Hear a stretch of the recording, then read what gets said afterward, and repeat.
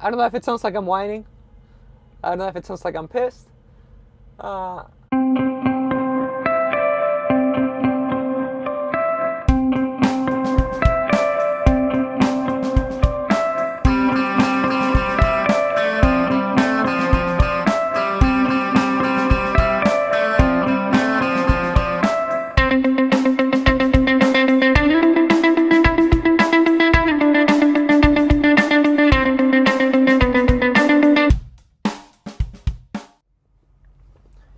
How's it going, guys? It's the Peruvian Trucker back with another video. And you read the title. This will most likely be my last video, my second and last video, really addressing the camera situation. As of this morning, when I'm recording this video, I have had the camera and been working for 3 weeks. And you know, it's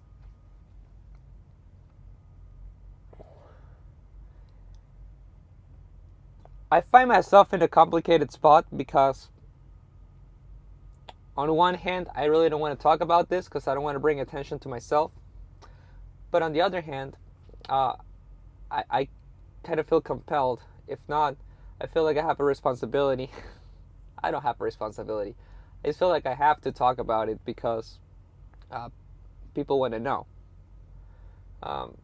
Not prime drivers, because prime drivers probably have the camera already whether they want it or not. But but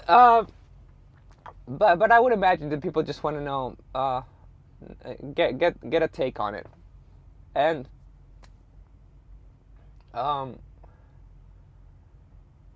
personally, I have assimilated it. It's not that I don't think that the camera is there, like I can see it. But it really hasn't changed what I do. I would argue that I was a safe driver to begin with. Dare I say a competent driver? But now I can at least say that I'm competent enough to where the camera is not an issue. And if I am competent enough, then anyone can be competent enough, honestly. And I've gotten ding a couple times. If I'm not mistaken, I checked this yesterday. So I've had the camera for 3 weeks. I have had 3 alerts for distracted driving, and one, I don't remember what the collision, I think it was. And basically what happened in that one alert was that an individual, a person, jaywalked in front of my truck. And, you know, the truck did its thing. Had I been accelerating or with my foot on the gas, I just would have kept going and it would have beeped, but it wouldn't have auto brake, which is what caused the event. And I have not been contacted by anyone in regards of any of these events. The other 3 that are distracted driving were me basically going like this at some point during my drive, because I was either grabbing my headphones and opening them on my lap. I guess I gotta aim down. I'm sorry, guys. Okay, so yeah. Okay, so yeah, I can't get it to happen. So let's see. So, you know, I have my headphones, so I would like put them on my lap. This is awkward. And grab them, and I maybe look down for like a split second to make sure my hand was in the right place, and then a split second again. Like I've tried to get the distracted driving warning like deliberately to kind of figure out exactly what triggers it, but I haven't been able to, because when I am willingly trying to act distracted, I am too self-conscious to look away for too long. And it's not like I've been looking away for that long in the first place, so I really don't know exactly how it's triggered. But that has been the other 3. And, you know, nothing critical, no cars in front of me. I just looked down for that millisecond too long. for the camera to be triggered. Other than that, there has been a couple of instances in which I got a maintain safe distance warning when what causes it is that I drive 60 wherever I go. And when I get past, whoever's passing me gets in front of me without leaving enough distance. And I could tap my brakes, I could build the distance myself, but they are accelerating at a greater rate than the speed that I'm going. So it really makes no sense. It does piss me off though, I'm not gonna lie. Like, it annoys me because I get that maintain safe distance when I haven't done anything and I'm not being unsafe. But it is what it is. And like I said, it really hasn't.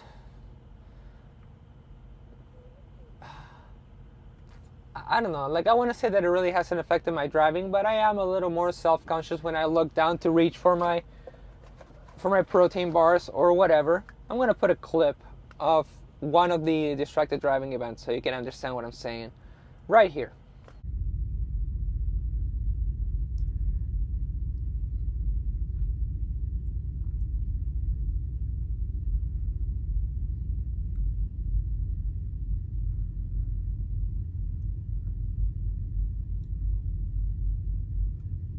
So there, I'm a little more cautious about that. I'm a little more cautious about that one thing.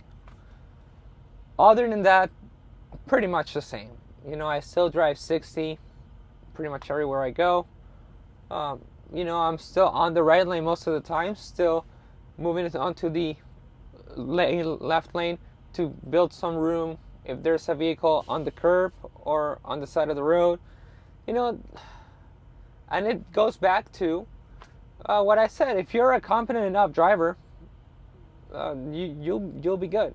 And if I am competent enough, you are competent enough. Again, not to be redundant, just that's how I see it. And like I mentioned, I haven't been contacted by anyone in regards to these events. And personally, I don't expect to get contacted by anyone because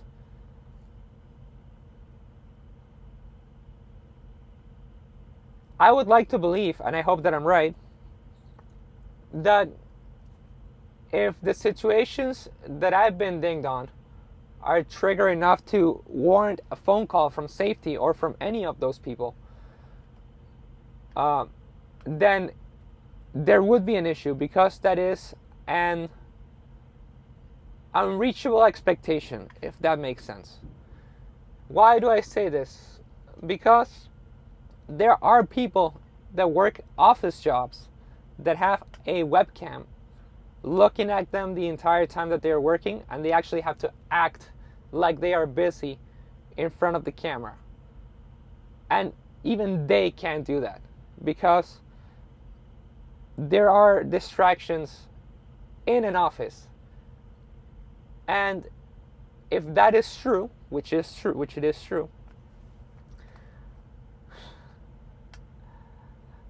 then it is unreal to expect that a driver that has 1,000 things rolling by the window as they are driving without doing anything wrong can reach that standard. And that's why I don't expect to get a call on those events anytime soon.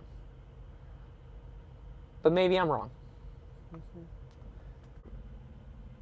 There are some hills that I'm willing to die on, like the Spaghetti Monster or the Loch Ness Monster, or January 6th being as bad as 9/11, or Pepsi being better than Coke. But not the camera situation, honestly. For the same reason that I illustrated before about people being in offices with webcams. Obviously, any company that can do it will waive their liability if they can. But what I don't get is that people get pissed as the average. They get pissed at the average Joe like me that has to embrace this technology in order to keep their job, instead of getting pissed at the idiots that make this technology necessary or make it justifiable. You know, don't get me wrong, I hate the camera. I don't want to have it in my truck pointing at me. But at the same time, I'm just out here trying to keep a job that provides for me, will provide for my family in the future, and can provide for a lot of people, still turn their life around with this thing pointing at you, unfortunately. But it can still do all those things. And we have to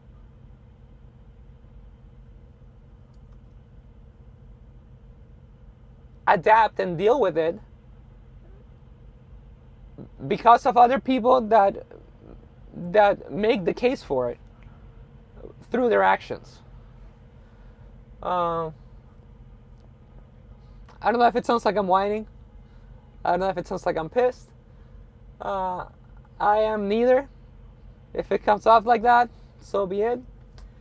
I'm going to continue to operate as I have, make my money, pay off my truck, and see what the situation is at that point. But like I said, as of this moment, as I am sitting here, it's not a big deal. Don't quit your job. Ooh, I think I got a load. No, I didn't. Just got a customer survey. Dang it. Okay, well, so don't quit your job over this. There are more important battles or more important things to worry about, honestly. Now, I mean, and if